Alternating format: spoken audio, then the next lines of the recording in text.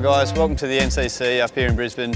I'm Nathan Lyon and I'm here to talk to you about off-spin bowling today, so hopefully I'll be able to teach you a few things here and there about my skill and my trade.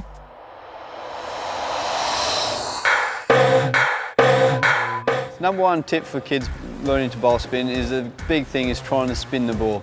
That's what our job is as spin bowlers. We're trying to spin the ball to try and do the batsman off the wicket. My grip's going to be a little bit different to you young guys out there. So the young kids out there probably is more likely to have three fingers on the ball and really try and spin up the back of the ball.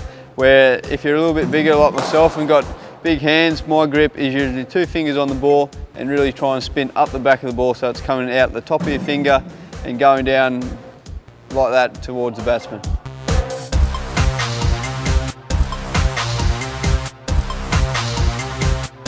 My wrist position for a normal stock off break is it's pretty simple. It's I cock it straight back to myself, and when I'm releasing the ball, it's coming out over the top of like that. So it's not overly too hard. All my wrist is doing is going back and forward.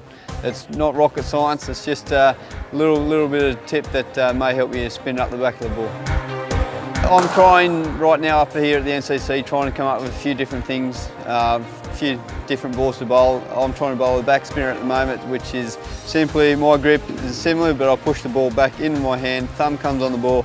Instead of going over the top of the ball, I'm coming down the back of the ball, which really releases the ball out like that, so it's spinning backwards and hopefully hitting the pitch and going the other way. For spinners, we don't usually have to run in that far compared to the fast bowlers, so my run up is simply 7 steps from the stumps, and it's usually pretty casual. I don't try and run in or anything. I just do what's natural for me is simply walk in until I get to the mark and really start to bowl the ball.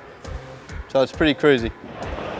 Yeah! Oh, they like it. It's out! Really important for me to bowl, when I'm bowling well, I'm bowling pretty side on at the crease. As a normal spinner, my delivery stance is quite small.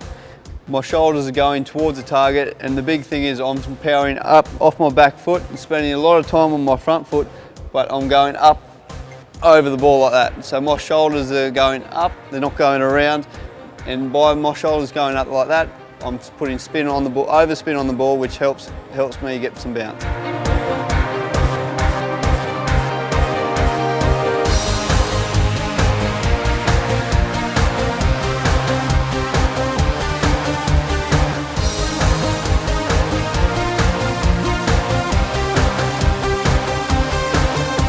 The beauty about spin bowlers, we have to play mind game with some batsmen. So I can bowl over the wicket here, and I usually bowl around the wicket as well. The difference between that is the different angles. I can bowl here into a right-handed batsman. I'm looking to pitch just outside the off stump, trying to turn the ball back into the off stump. But then I can come around here and changes the whole thing. It's 1.5 metres pretty much big difference between the different release points of the bowler. I'm trying to land the ball on the stumps and still trying to hit middle and off stump. Just by pitching it in line with the stumps brings in more ways to get wickets. Yeah, it's come off the bat, and that's brilliantly caught. It's just always trying to hit the spin to hit the stumps, especially around the off and middle stump. Yeah! As an off-spin bowler, I really enjoy bowling the left-hand batters. When we have the chance to spin the ball away from the batsman, it really brings in your catches at slips. It's a big important thing. We're still trying to land the ball on the stumps, but with the left-handed, trying to spin it away to try to take the outside edge, and hopefully their slips can hang on to a couple of catches.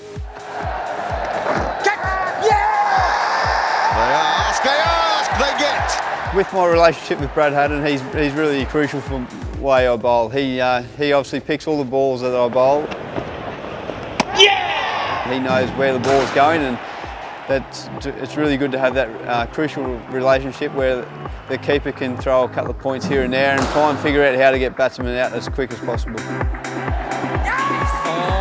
The different ways to try and work over a batsman is obviously trying to figure out where his weaknesses are ASAP, and you can do that by bowling your different balls to the batter, by tossing them up a little bit higher and a little bit slower, but also throwing in a few different arm balls or faster balls, just to see if we can work them across the crease and then hopefully slide one back into the pads and even get them out LBW, or hopefully an ideal off-spinning wicket is to do the guy in the air and bowl the batsman out through the gate, which is ideally the best ball for an off spinner.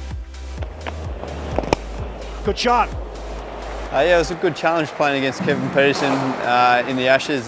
He's a pretty attacking batsman. He doesn't really pay much spinners much respect. So it was a good challenge for me, and I was lucky enough to come out and top there a couple of times there. But he's a world-class batsman, and I really enjoy bowling to someone who wants to take the game on and challenge me. So he's definitely one batsman who can hit the ball a long way. But as a spinner, if you can win the war and don't worry about the fight out there in the middle, it's all about the end result. That's the main thing. Out comes Peterson. Shouldn't be discouraged here, Nathan Lyon. For the kids out there, if there's some big bully of a batsman that is out there hitting sixes every second ball, you can throw your fielders out and have a little bit of a protection, and really puts the ball back in their court. You don't need to change the way you're bowling. I don't mind getting hit for six. It's about the ball, that next ball you bowl.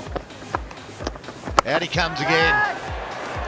The cry goes up for catch it. Harris is down there. He's out! I always try and bowl my best ball, which is the best off-spinning ball that I can bowl. The very next ball after getting hit for six, and hopefully I'll do the batsman. If they want to hit me again, hopefully I'll get them caught out in the boundary or stumped if they happen to miss the ball. Here he goes. He's out. He's gone. Straight down the throat of long off. And that's the end. 5 for Nathan Lyon. First time in Australia, Bill. What an outstanding performance. A basic field for a right-handed batsman is pretty simple. I usually have 4 on the offside, which is a slip, point, cover, mid-off, and 5 on the leg side, which usually is a 45, a sweeper out there at just behind square, a bat pad nice and close for catching, a mid-wicket and a mid-on. So that's pretty stock standard field for a right-hander, but you can mix up. If you're bowling really well, you can bring another catcher in off the offside. I know it's different for a left-hander. So I'm trying to spin the ball away from the left-hander. I usually have a 5-4 field for a left-hander, which is a slip, a point and cover point, a catching cover, a mid-off, and a mid-on, mid-wicket, and a bat pad. And usually you can flirt with the idea of having a 45, which is a guy up on inside the ring, or a sweeper out there on the boundary for the left-hander sweep shot. The big thing for a spinner is always try and have a ball in and around home. I know Mum and Dad will probably get sick of you throwing the ball up around the TV, and please do not hit the TVs, but I always sit at home watching TV, throwing a ball in my hand, just working out different wrist positions and try and figure out different ways I can release a ball to hopefully get a couple of wickets. What an outstanding performance from the off-spinner, Nathan Lyon. He's improving every test match. Righto guys, that's my tips for my masterclass in off-spin bowling. Good luck to all the kids out there wanting to bowl off-spin, and I really hope there's a fair few out there, and look forward to seeing you guys around the summer this year. Cheers.